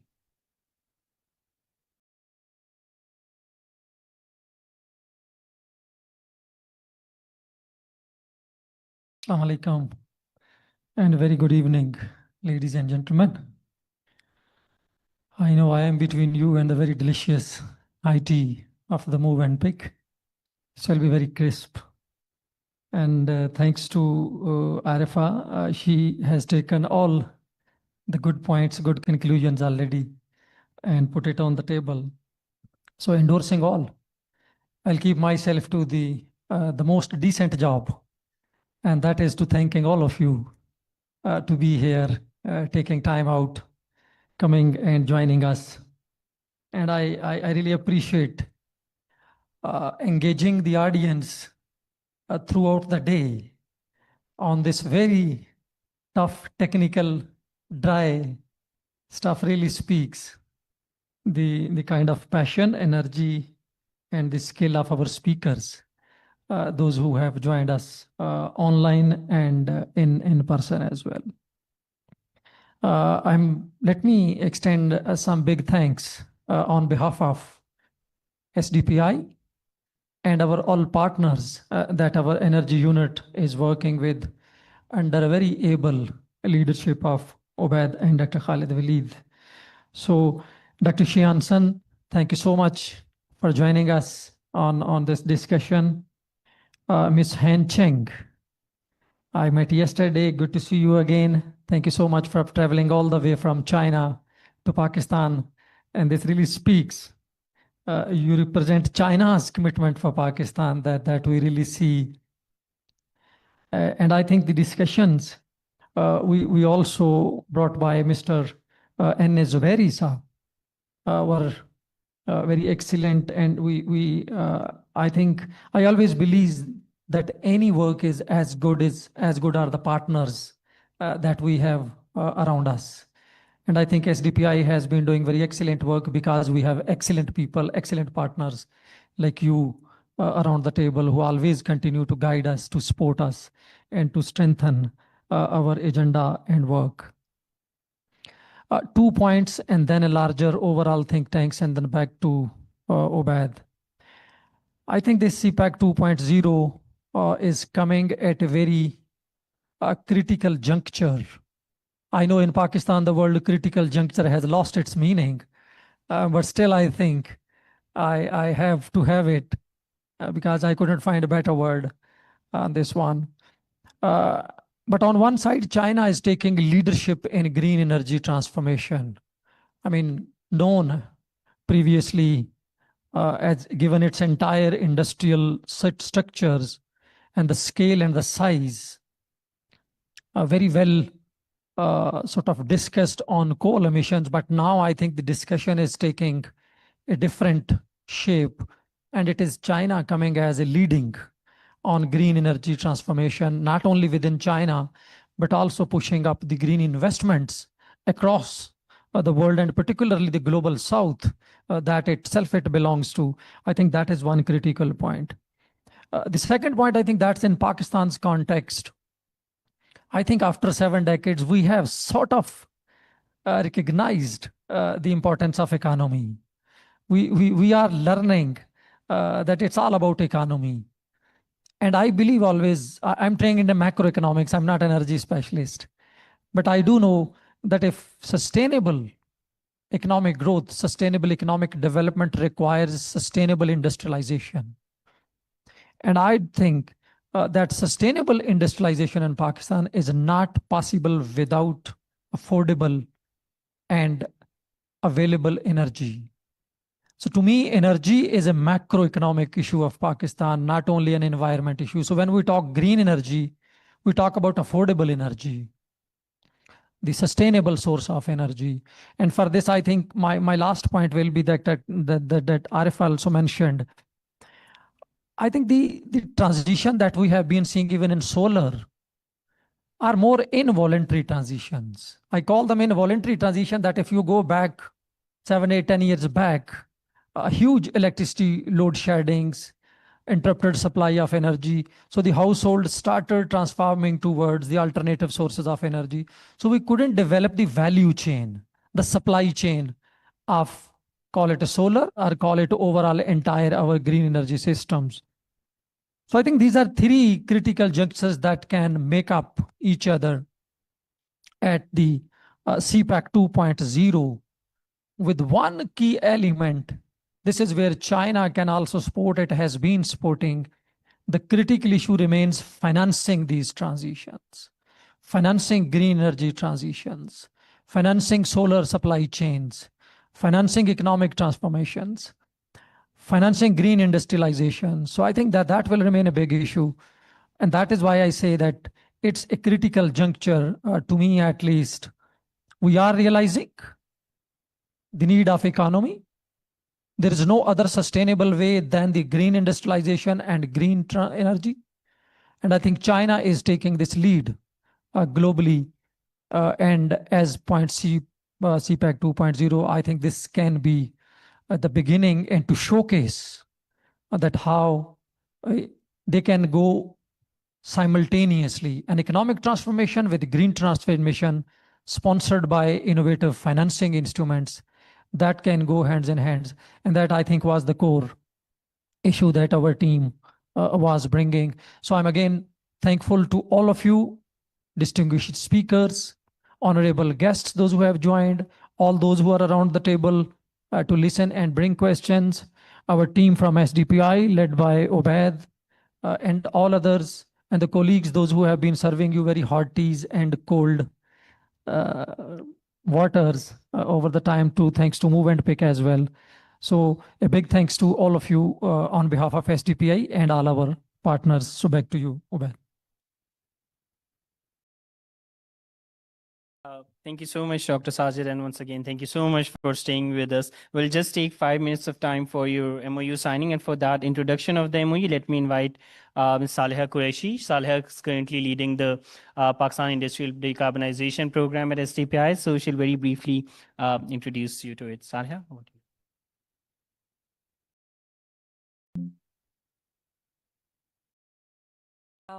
Thank you so much, Ubaid. And I think from the starting of the day, we have a very constructive discussion on the green industrialization.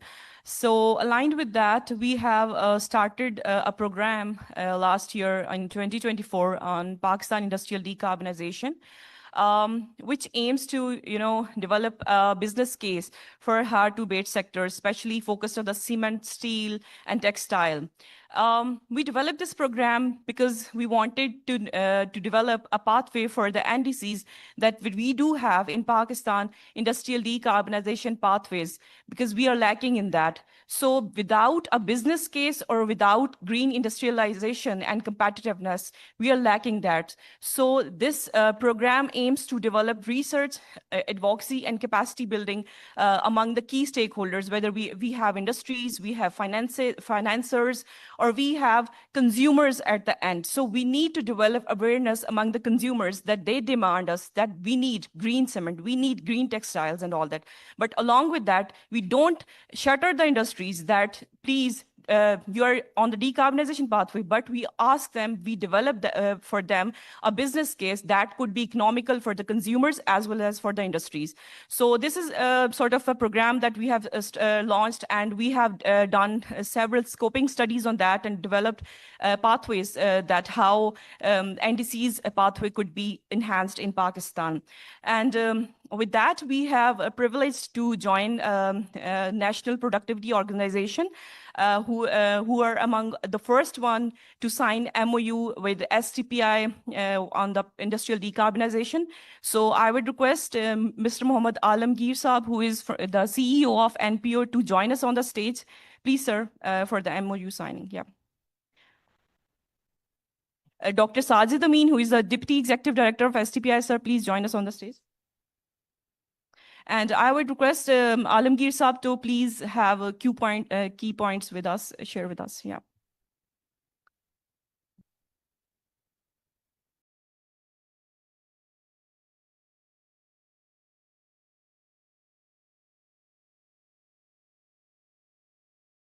Bismillahirrahmanirrahim. Ladies and gentlemen, Assalamu alaikum and good afternoon. And thank you very much, SDPI team, for providing an opportunity to talk on this subject and sign the MOU on this subject of productivity. Let me introduce very briefly my organization, myself. My name is Muhammad Alamgir Chaudhry, and I represent the National Productivity Organization, working under the umbrella of Ministry of Industry and Production. NPO is a part of a network of around 21 member countries from the Asia Pacific region. So basically, almost all of the developed Asian countries in the region, including Japan, Singapore, Korea, Malaysia, you name it, Taiwan, And our neighboring countries, including India, Nepal, Sri Lanka, Bangladesh, they all are member countries. So basically, the objective of the network is to provide facilitations, the program, the projects for enhancing productivity. When we look into our own landscape of productivity in Pakistan, so the picture is not very encouraging because when we talk about the total factor productivity, it inclusive of human resource development and then the efficiency of the processes, procedures, and the methods, and then the technology itself. So all of the indicators related to these parameters, when we talk about the competitiveness index, we stand around 118 or between 20, and likewise, our human capital index is not very much encouraging, is around 118. And technology is also stays at around 90 out of 140 countries. So basically, this is where we see that it's the main reason that our exports are stagnant, one of the major reasons. Because if we are not able to compete globally, even in the local market, there are a lot of influx from many other countries who have the better competitive edge.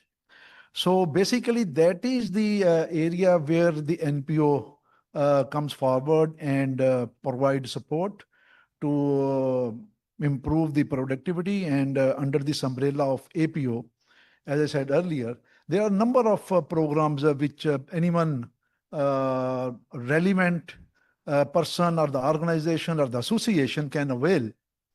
Like under this umbrella, you can get the technical expert services across the world. You can just submit your proposal with the NPO and you can get technical experts to address any of the issues of the value chain of any selected sectors. Likewise, the developing model factories. When I say the model factory, that really means and reflects the model practices related to the efficient processes, procedures, and methods, and including the productive human resource development. So that is another area that if you want to develop model factories for any demonstration purposes, so that is another service that you can avail from this platform. And then there are study missions.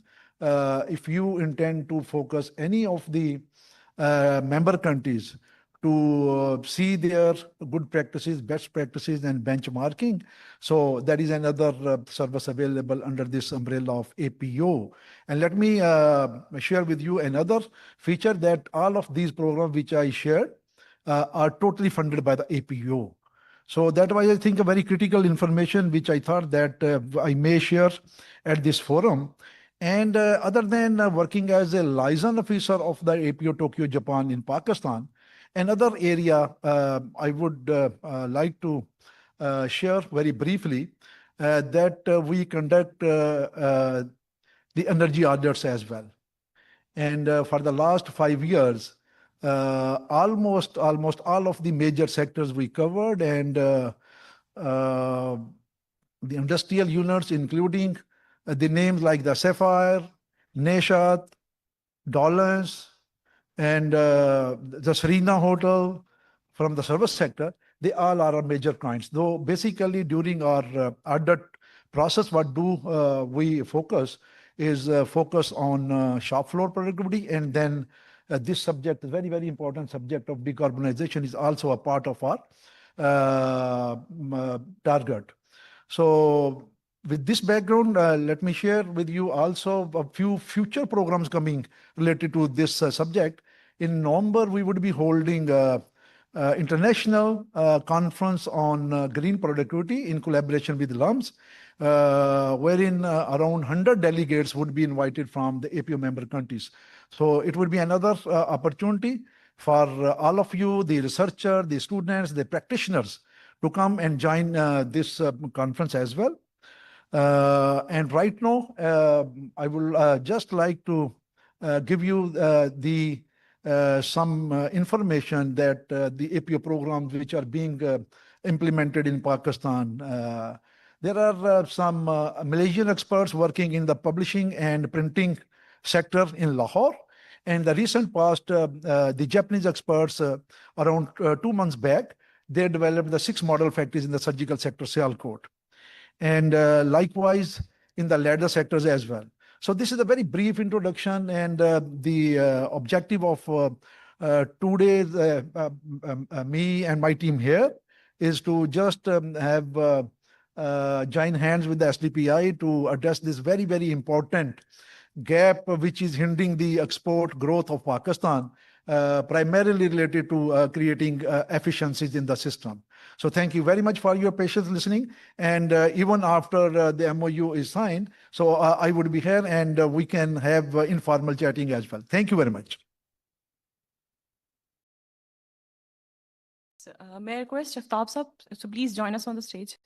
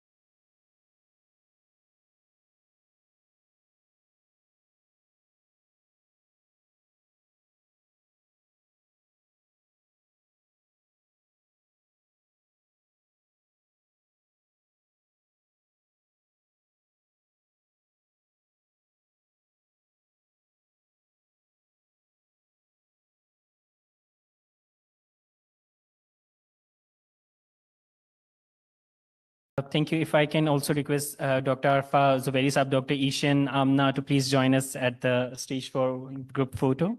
And Team SDPI, please do join us.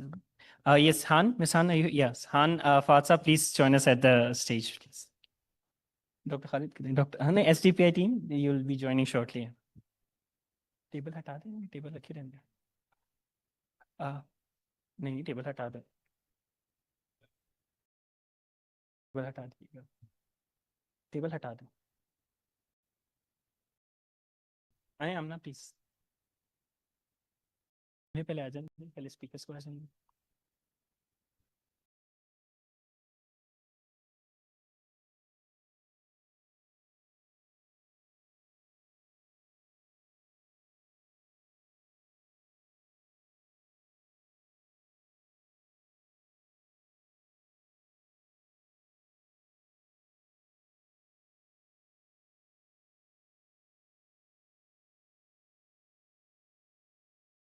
वो display करें. Go on that side. You can go on that side. Over that side. Okay, yeah. That would be much better. And हम पीछे आ जाए. हाँ हाँ मैंने change कर दिया. नहीं CPEC वाला लगा. अच्छा 1 मिनट.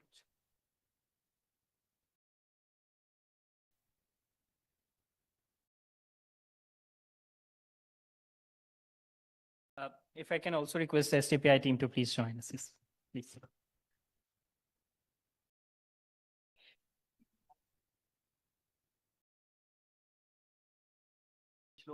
आगे बैठ.